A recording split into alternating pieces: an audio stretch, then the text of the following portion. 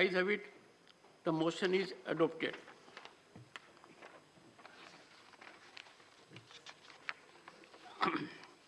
Honorable members. Sir, मैं आपकी अनुमति से आपके माध्यम से सदन का और देश का ध्यान आकर्षित करना चाहता हूं, किस प्रकार से बहुत ही शर्मनाक तरीके से एक विपक्ष के वरिष्ठ नेता ने भारत के लोकतंत्र के ऊपर प्रहार किया। भारत में जिस प्रकार से एक विदेशी देश में जाके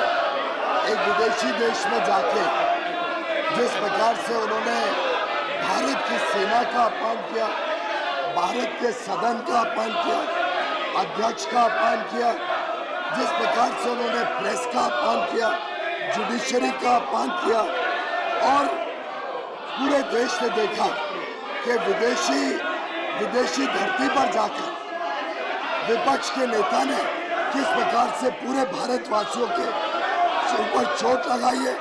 मैं समझता हूँ पूरे देश और हर भारतवासी का उन्होंने माफी मांगनी चाहिए। उन्होंने यहाँ के सेना की माफी मांगनी चाहिए, सदन में आके प्रेस की, जुडिशरी की, भारत में जो लोकतंत्र चल रहा है उस पर उनके प्रहार की माफी मांगनी चाहिए।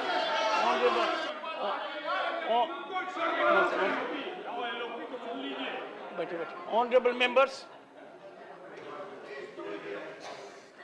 we are here to hear all sections of the house. आएगी सर। कल जो ज्ञान प्राप्त किया और सही प्राप्त किया और मार्गदर्शन मिला, और उसमें एक बात निचोड़ निकली कि हाउस में यदि अगर नेता कुछ कहते हैं तो प्रतिपक्ष के नेता को भी कहने का उतना ही अधिकार है और औरों को भी है। ये बात कल समझ में आई, पर एक बात और समझ में आई कि सभी माननीय सदस्यगण ने इस बात को तो सराहा कि यह सदन डिबेट, डायलॉग, डिस्कशन और डेलिब्रेशन का माध्यम होना चाहिए, पर एक पीड़ा व्यक्त की गई कि बेबसी में हम क्या करें। माननीय सदस्यगण ने काफी बातें कही और मैंने गहन चिंतन किया। मैंने ये पाया कि 258th सेशन में और 259th के पार्ट ऑफ दिस सेशन में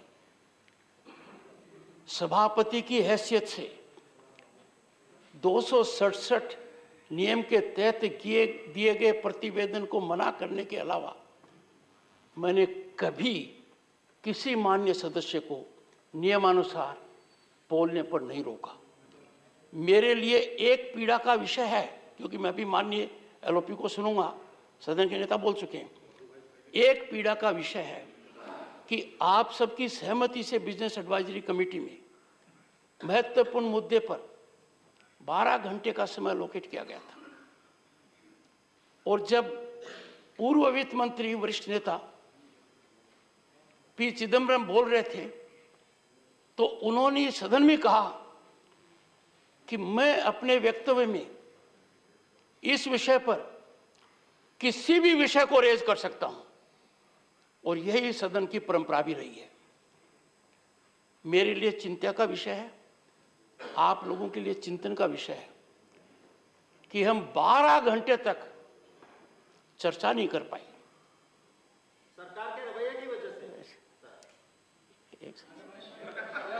सर, आपकी आवाज बहुत बुलंद है, डेसिबल लेवल थोड़ा कम रखिए, क्योंकि मुझे कल एक बात बहुत अच्छी लगी। जब सब मेरे मित्र हैं चारों तरफ, तो डेसिबल लेवल तो कभी कभी ऊंचा होना चाहिए। रोज चिंतन का विषय है, क्या हम उस 1/3 समय में वो बातें नहीं उठा सकते थे और उन बातों को उठाकर सरकारी तंत्र को बाधित कर सकते थे टू रेस्पोंड।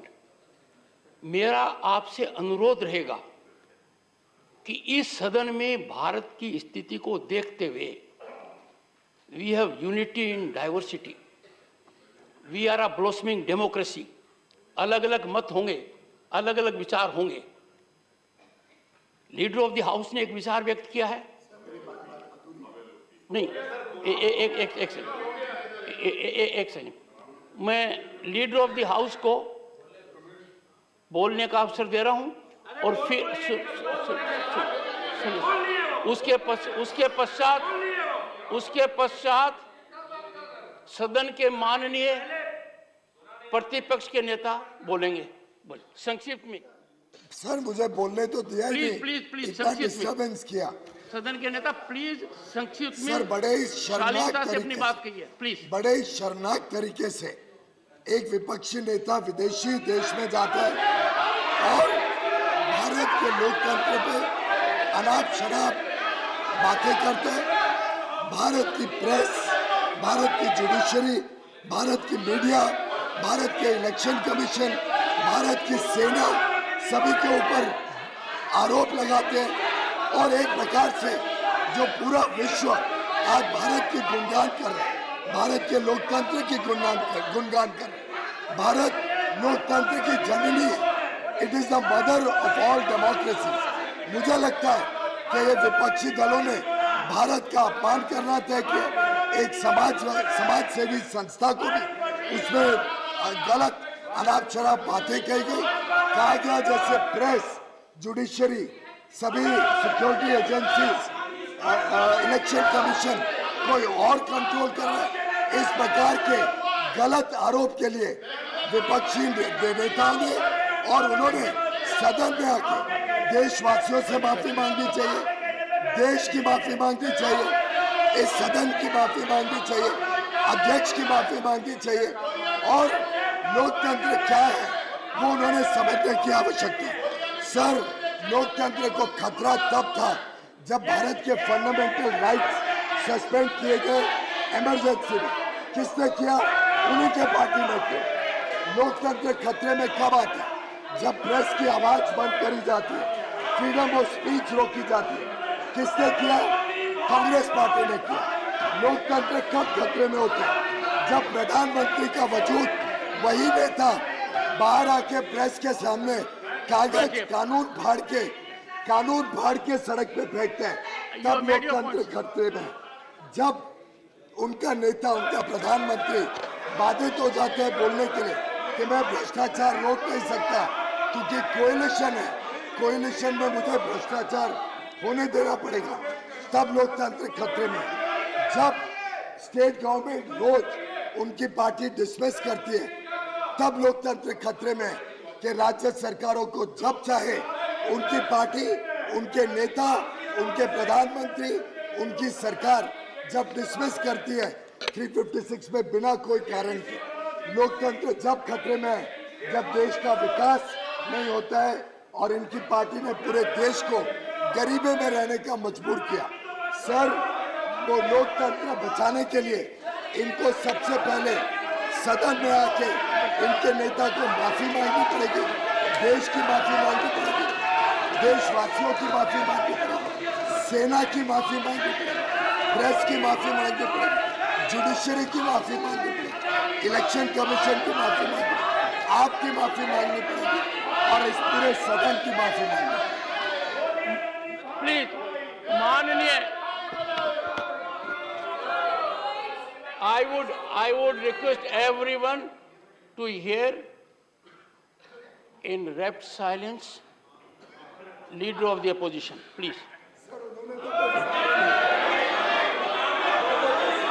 सर मैं आपसे ये निवेदन करना चाहता हूं कि जो इस सदन का सदस्य नहीं है और वो दूसरे सदन से सदस्यों को यहाँ पर रेफर करके उनको टीका करना और पूरे कांग्रेस पार्टी के ऊपर टीका करना, ये जो लीडर ऑफ द हाउस है इनके स्टेटमेंट को मैं कंडेम करता हूँ।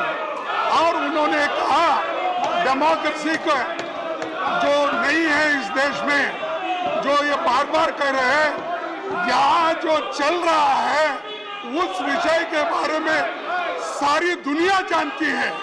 अगर हमने कुछ कहा कि डेमोक्रेसी यहाँ पर नहीं चल रही ठीक ढंग से, संविधान के अनुसार नहीं चल रही है, डेमोक्रेसी के उसूलों के तहत नहीं चल रही है कहना, और मैं ये कहना चाहता हूँ सर, मोदी साहब चाइना में जाके कहते हैं हिंदुस्तान में डेमोक्रेसी नहीं है, हिंदुस्तान बचा नहीं है, हिंदुस्तान 2014 के बारे में ये सब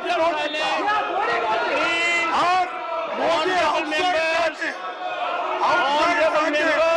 कांग्रेस के खिलाफ, कांग्रेस के सरकार के खिलाफ इतनी आग भड़काई। stands adjourned to meet at 2 p.m. today.